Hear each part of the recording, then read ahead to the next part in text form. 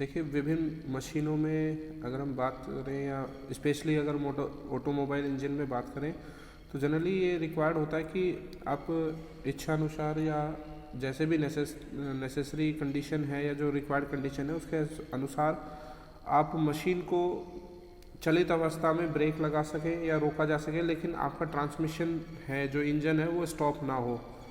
तो इसके लिए क्या करना पड़ता है कि आपको ट्रांसमिशन सिस्टम को और अपने इंजन को दोनों को सेपरेट करना पड़ता है। तो इसके लिए हम जो डिवाइस यूज़ करते हैं उसे हम क्लच कहते हैं। देखिए, इस वीडियो में जो हम बात करेंगे तो सबसे पहले हम क्लच का पर्पज़ क्या है, क्लच को यूज़ क्यों करते हैं, उसके बाद हम क्लच कितने प्रकार की होती हैं और इनकी एप्लीकेशन क्या है, इन सब बातों में डिस्कस करेंगे। सबसे पहले हम डिस्कस करते हैं कि क्लच का हमें यूज़ करने का पर्पज़ क्या है या हम क्लच को क्यों इस्तेमाल करते हैं।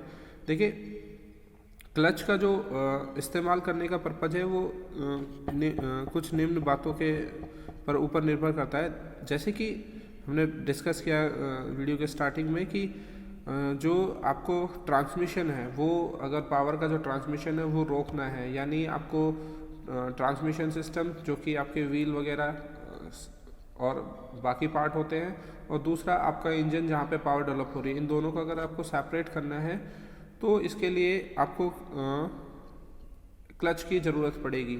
साथ ही साथ अगर आपको ड्राइवर को स्मूथली टेक ऑफ करना है फ्रॉम ए डेड स्टॉप, यानी लोडेड कंडीशन में आपको ड्राइवर को स्पीड अटेन करनी है, तो उस केस में भी हमें क्लच की आवश्यकता पड़ेगी।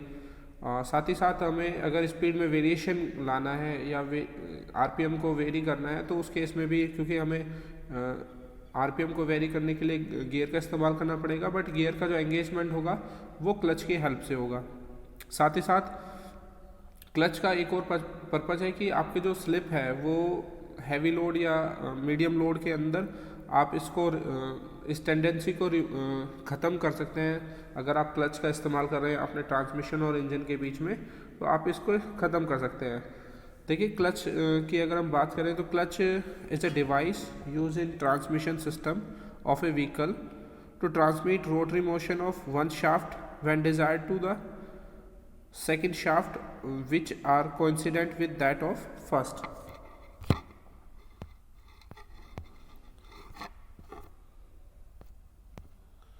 देखिए, क्लच के बारे में हम बात कर रहे हैं कि क्लच क्या है। क्लच एक डिवाइस है जो कि ट्रांसमिशन सिस्टम में इस्तेमाल की जाती है, जहाँ पर कि आपकी जो इंजन की शाफ्ट है उसके जो रोटरी मोशन है उसको आपको ट्रांसमिशन की जो शाफ्ट है उस पर ट्रांसमिट करना है, उस रोटरी मोशन को ट्रांसफ़र करना है।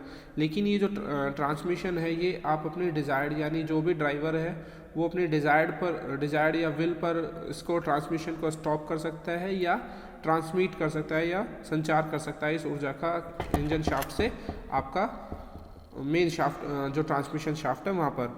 तो जनरली जो क्लच का जो लोकेशन है वो ट्रांसमिशन और इंजन के बीच में होता है। जैसे ही क्लच एंगेज होगी या क्लच अपनी ऑन पोजीशन में होगी तो आपका जो पावर है इंजन से ट्रांसमिशन सिस्टम के या ड्राइविंग व्हील्स के ऊपर ट्रांसमिट हो जाएगा, जिससे कि आपकी जो ऑटोमोबाइल है या जो बाकी इंजन है वो आपका रनिंग कंडीशन में आ जाएगा। तो क्लच क्या है? क्लच एक युक्ति है या एक मशीन है जिसके द्वारा हम क्या कर रहे हैं, चालक और चलित शाफ्ट को आवश्यकता अनुसार जोड़ रहे हैं और उसको अलग कर रहे हैं, तथा चालक शाफ्ट से शक्ति का प्रेषण, यानी आपका जो ट्रांसमिशन है वो चलित शाफ्ट पर इच्छानुसार रोका जा सकता है या किया जा सकता है। तो इसके लिए हम क्लच का इस्तेमाल करते हैं। आगे आता है कि क्लच का जो वर्गीकरण है या क्लच कितने प्रकार की होती है। देखिए, क्लच का जो वर्गीकरण है वो मेनली दो कैटेगरी में किया गया है। पहला कि क्लच आपकी पॉजिटिव क्लच होगी और दूसरी जो क्लच है वो है आपकी यहाँ पर फ्रिक्शन क्लच। देखिए, सबसे पहले हम बात करते हैं यहाँ पर पॉजिटिव क्लच की। तो पॉजिटिव क्लच क्या है? इस प्रकार के क्लच में जो जुड़ने वाली जो सतह हैं या जो एंगेजिंग सरफेसेस हैं वो आपके परस्पर कनेक्ट होकर एक आपका रिजिड कनेक्शन बनाते हैं, जिससे कि इन दोनों के बीच में जो है आपकी स्लिप नहीं होती है और बिना स्लिप के जो है पावर ट्रांसमिशन हो जाता है। इस प्रकार की जो क्लच हैं या पॉजिटिव क्लच है इनको जॉ क्लच भी बोलते हैं। देखिए, जॉ का मतलब है जबड़ा। तो यानी यहाँ पर जो आपके जो टीथ हैं वो आपस में एंगेज हो जाएंगे और एक रिजिड कनेक्शन बना लेंगे, जो कि आपको यहाँ पर फिगर में शो हो रहा है। तो यहाँ पर ये ड्राइवर शाफ्ट है, यहाँ पर आपकी ये ड्राइवर शाफ्ट है, और ये यहाँ पर आपकी ड्रिवन शाफ्ट है यानी चलित शाफ्ट है। इन दोनों के बीच में जो कनेक्शन होता है वो आपके जा या तो यहाँ पर आपके स्क्वायर जो दिखाए गए हैं यानी जो वर्गाकार जबड़े हैं वो यहाँ पर आपको शो किए गए हैं इस तरीके से। तो ये आपके स्क्वायर जा है। दूसरा जो आपका जो जॉ का जो आकार हो सकता है वो स्पाइरल फॉर्म में हो सकता है, जो कि आपको इस फिगर में दिखाया गया है। यहाँ पर ये आपका स्क्वायर स्पाइरल जॉ है। तो दो तरीके के जो आपके पॉजिटिव क्लच पाई जाती हैं, जिनमें जो पॉजिटिव क्लच का वर्गीकरण है वो उनके जबड़े के आकार के आधार पर किया गया है। तो एक स्क्वायर जॉ क्लच है और दूसरा स्पाइरल जॉ क्लच है। नेक्स्ट हमारे पास आती है फ्रिक्शन क्लच। देखिए फ्रिक्शन क्लच में मेनली आपकी एक single plate clutch, multi plate clutch और सेंट्रीफ्यूगल क्लच। अगर हम फ्रिक्शन क्लच की बात करें तो यहाँ पर जो फ्रिक्शन क्लच में जो पावर ट्रांसमिशन के लिए रेस्पॉन्सिबल फोर्स है वो आपका घर्षण बल है। तो केवल इस प्रकार के जो क्लच होंगे उनमें दो संपर्क सतह के बीच जो घर्षण बल के कारण ही शक्ति का जो प्रेषण होगा या ट्रांसमिशन होगा।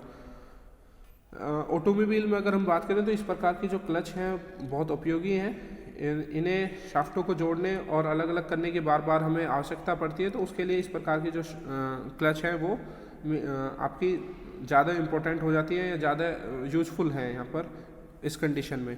सबसे पहले हम इसमें देखेंगे कि सिंगल प्लेट क्लच किस तरीके से होती है। देखिए सिंगल प्लेट क्लच की अगर हम बात करें तो इस क्लच में क्या है, दो फ्लैंज होंगे, उनके बीच एक प्लेट लगी होगी, यानी एक फ्लैंज आपकी ड्राइवर शाफ्ट पे होगा और एक फ्लैंज आपकी ड्रिवन शाफ्ट पे होगा।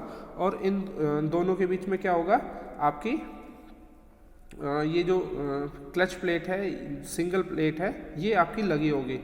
जैसे ही ये दोनों या दोनों फ्लैंज आपके एक साथ कनेक्ट होंगे तो उससे फिर आपका पावर ट्रांसमिशन हो जाएगा। तो सिंगल प्लेट में अगर हम बात करें तो जैसे कि कुछ एलिमेंट आते हैं जैसे कि pressure plate, friction plate, clutch plate, driven shaft, आपका साथ ही साथ यहाँ पर स्प्लाइन ड्रिवन शाफ्ट है और हब वगैरह, बुश वगैरह, इस तरीके के जो मेन एलिमेंट है ये आपके सिंगल प्लेट क्लच में पाए जाते हैं।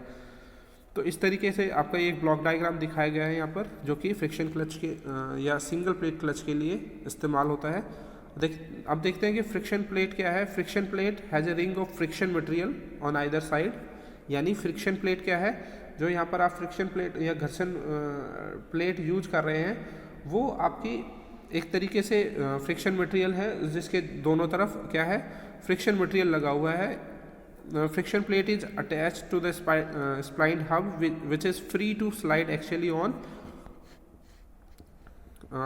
driven shaft and rotate along with driven shaft। तो देखिए हमने पहले भी डिस्कस किया था कि जो आपके ये जो क्लच है ये दोनों फ्लैंज के बीच में एंगेज कनेक्ट हो जाएगी और दोनों जो फ्लैंज है वो रोटेट होना स्टार्ट हो जाएंगे। तो ड्राइवर से आपका ड्रिवन की तरफ यानी चालक शाफ्ट से चलित शाफ्ट की तरफ पावर का जो है ट्रांसमिशन हो जाएगा। देखिए ये आपकी सिंगल प्लेट क्लच है। यहाँ पर आपका डिसएंगेज पोजीशन में यहाँ पर आपको ये ड्रिवन शाफ्ट दिखाई गई है, यहाँ पर पावर अवेलेबल है। साथ ही साथ इस पावर को हमें यहाँ पर दूसरी शाफ्ट के ऊपर ट्रांसमिट करना है। तो ये हमारी जो है दूसरी शाफ्ट है जिसके ऊपर आपको पावर को ट्रांसमिट करना है। यहाँ पर ये क्लच प्लेट लगी हुई हैं जो कि स्प्लाइंस एक्चुअली मूव कर सकती हैं with the help of clutch pedal. हम यहाँ पर इनको एक्चुअली मूव करा सकते हैं। तो ये जो आपकी सेकंड शाफ्ट है जो कि ड्रिवन शाफ्ट है ये एक्चुअली मूव कर सकती है, इस स्प्लाइन के अंदर मूव कर सकती है। और यहाँ के इसके ऊपर हमने यहाँ पर क्या किया हुआ है, आपका क्लच प्लेट लगाई हुई है। साथ ही साथ अब इस फिगर में देख रहे हैं दो प्रेशर प्लेट लगी हुई हैं जो कि इस क्लच प्लेट को एंगेज करेंगी। जैसे ही आपका ये ड्रिवन शाफ्ट एक्चुअली मूव करेगी यानी आपका क्षैतिज दिशा में जैसे ही इसकी गति होगी ये पहली प्लेट के साथ कनेक्ट होगी तो आपका यहाँ पर जैसे ही कनेक्शन होगा पावर का जो ट्रांसमिशन स्टार्ट हो जाएगा। तो ये आपकी जो है फ्रिक्शन लाइनिंग है यानी यहाँ पर फ्रिक्शन मटेरियल लगा हुआ है जिससे कि पावर का ट्रांसमिशन होगा। तो ये अब एंगेज पोजीशन है। इस केस में क्या होगा कि आपका जो पावर का है ट्रांसमिशन स्टार्ट हो गया है। तो अब ये दोनों प्लेट्स क्या होंगी, ये प्रेशर, ये जो आपकी फ्रिक्शन प्लेट थी ये दोनों प्रेशर प्लेट के बीच में कनेक्ट हो गई है और अब इससे आपका जो पावर का जो ट्रांसमिशन है वो स्टार्ट हो गया है। तो आपकी जो ड्रिवन शाफ्ट पर जो पावर अवेलेबल है वही शाफ्ट दूसरी शाफ्ट के ऊपर पावर चली जाएगी और आपका जो व्हील है वो रोटेट करना स्टार्ट कर देंगे। देखिए क्लच प्लेट या फ्रिक्शन प्लेट की जो हम डिज़ाइनिंग है वो इस प्रकार से होती है कि इसके जो चारों तरफ है फ्रिक्शन लाइनिंग है, ये आपको फ्रिक्शन मटेरियल दिख रहा है, यही आपका दूसरी साइड भी होता है, आपके इसके बैक साइड में भी इसी प्रकार का फ्रिक्शन मटेरियल होगा जिससे कि पावर का जो ट्रांसमिशन है वो स्टार्ट हो जाएगा। यहाँ पर कुछ टॉर्जनल स्प्रिंग लगाई हुई है और ये स्प्लाइंड हब है। इसमें ये जो हब है ये स्प्लाइन फॉर्म में है, यानी यहाँ पर ग्रूव्स कटे हुए हैं, खांचे कटे हुए हैं जिसमें कि आपकी ड्रिवन शाफ्ट यानी चलित शाफ्ट यहाँ पर कनेक्ट होगी। ये हाउसिंग है, आपकी प्रेशर प्लेट आपकी क्लच प्लेट के ऊपर कनेक्ट हो जाती है और इस तरीके से जो पावर का जो ट्रांसमिशन है वो स्टार्ट हो जाता है। तो ये प्रेशर प्लेट है और इसके अंदर आपकी स्प्रिंग लगी हुई है जिससे कि ये जो फ्रिक्शन लाइनिंग है ये आपका मूव करती है। नेक्स्ट है यहाँ पर आपका मल्टी प्लेट क्लच। तो मल्टी प्लेट क्लच अगर हम बात करें तो यहाँ पर ये जो सिंगल प्लेट का जो हम अरेंजमेंट इस्तेमाल कर रहे हैं यहाँ पर, तो यहाँ पर जो क्योंकि हमने ये पहले ही जान लिया है कि जो पावर का जो ट्रांसमिशन है वो केवल और केवल फ्रिक्शन फोर्स की वजह से है। तो इस फ्रिक्शन फोर्स की वजह से हीट डेवलप होगी। हीट के साथ तो आपको हीट को ज़्यादा डिसिपेट करने के लिए क्या है कि आपको यहाँ पर जो सरफेस है वो कम है, तो आपका जो हीट का जो डिसिपेशन है वो पूरी प्रॉपरली नहीं होगा। साथ ही साथ अगर आपको एक डेफिनेट पावर को ट्रांसमिट करना है या definite number of power transmit करनी है यहाँ पर, या डेफिनेट आरपीएम पर यहाँ पर पावर ट्रांसमिट करनी है, तो उसके लिए ये जो सिंगल प्लेट क्लच है इसका साइज बड़ा हो जाएगा। अगर हम इसी जगह अगर हम कॉम्पैक्ट कंडीशन में अपने क्लच को यूज़ करना चाहते हैं, कॉम्पैक्ट बनाना चाहते हैं, तो उसकी जगह हम सिंगल प्लेट क्लच की जगह हम यहाँ पर मल्टी प्लेट क्लच का इस्तेमाल करेंगे।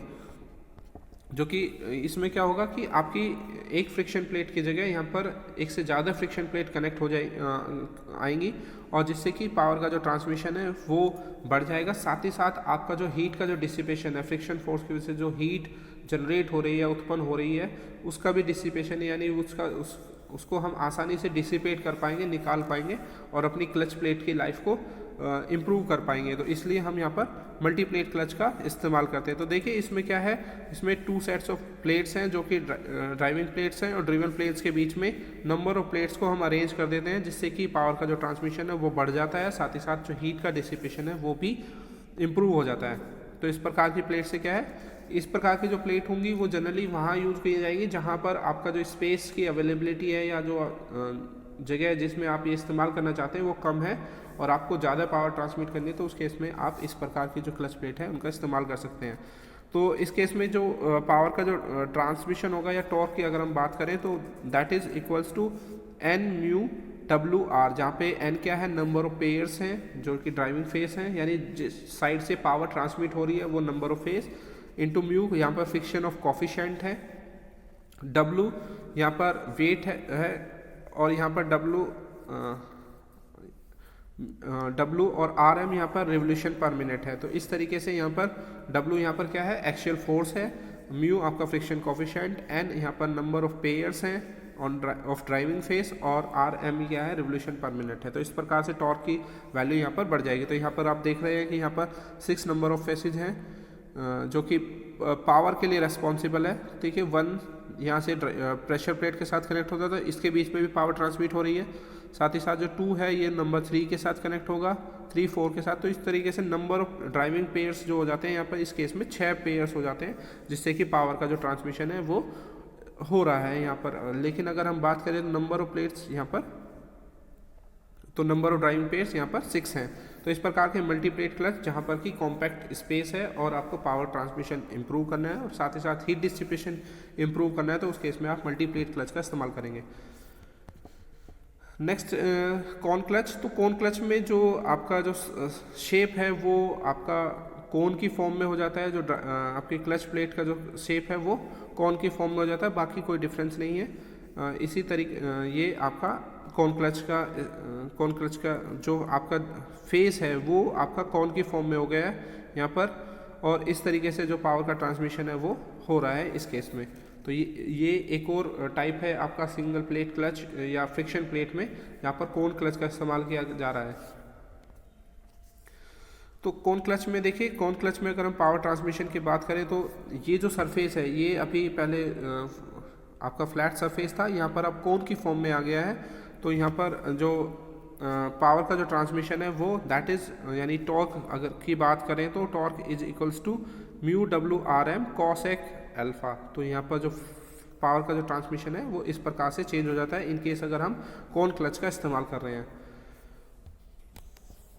नेक्स्ट इज यहाँ पर आपके सेंट्रीफ्यूगल क्लच आ जाती है। तो इस प्रकार की जो क्लच हैं वो आपकी सेंट्रीफ्यूगल फोर्स के ऊपर वर्क करती हैं। जैसे ही सेंट्रीफ्यूगल फोर्स इम्प्रूव होगा उसी प्रकार से आपकी जो स्पीड है वो भी आपकी यहाँ पर इम्प्रूव हो जाएगी। तो देखिए ये आपका यहाँ पर जो डायफ्राम स्प्रिंग, यहाँ पर जो स्प्रिंग लगाए गए हैं, जैसे जैसे रोटेशन आपकी मेन शाफ्ट का इम्प्रूव होगा, ये आपकी ड्रम है जिसके ऊपर आपकी आउटर शाफ्ट यानी ड्रिवन शाफ्ट जुड़ी हुई है। तो इस प्रकार से क्या होगा, यहाँ पर जैसे ही जैसे आपका सेंट्रीफ्यूगल फोर्स इम्प्रूव करेगा उसी प्रकार से यहाँ पर आपका यहाँ पर पावर का जो ट्रांसमिशन है वो इम्प्रूव होता जाएगा और आपका जो स्पीड है वो इंक्रीज होती जाएगी। तो यहाँ पर जैसे ही आरपीएम आपकी इंक्रीज होगी, मेन शाफ्ट की इंक्रीज होगी, वैसे ही ये स्प्रिंग बाहर की तरफ खुलना स्टार्ट करेंगे और ये जो फ्रिक्शन लाइनिंग है ये आपकी आउटर ड्रम के साथ कनेक्ट हो जाएगी और आपका ये जो आउटर ड्रम है ये रोटेट करना स्टार्ट कर देगा। जैसे जैसे स्पीड डाउन होगी ये स्प्रिंग आपस में कॉन्टैक्ट होना शुरू कर देंगी और आपका जो स्पीड है वो यहाँ पर डिक्रीज कर जाएगी। तो इस तरीके से जो पावर का ट्रांसमिशन है वो सेंट्रीफ्यूगल फोर्स के ऊपर डिपेंड करता है। जैसे जैसे आपका सेंट्रीफ्यूगल फोर्स बढ़ेगा वैसे वैसे आपका पावर का ट्रांसमिशन भी बढ़ जाएगा। तो ये आपके सेंट्रीफ्यूगल फोर्स है जहाँ पर जो पावर का जो ट्रांसमिशन है वो आपका सेंट्रीफ्यूगल फोर्स के ऊपर डिपेंड कर रहा है।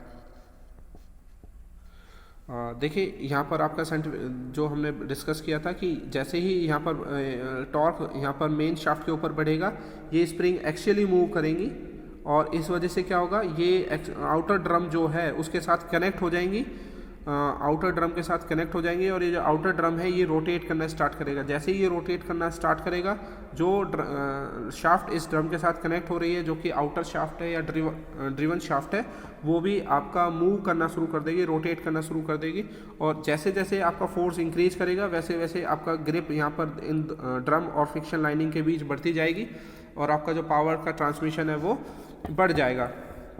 देखिए इस प्रकार की जो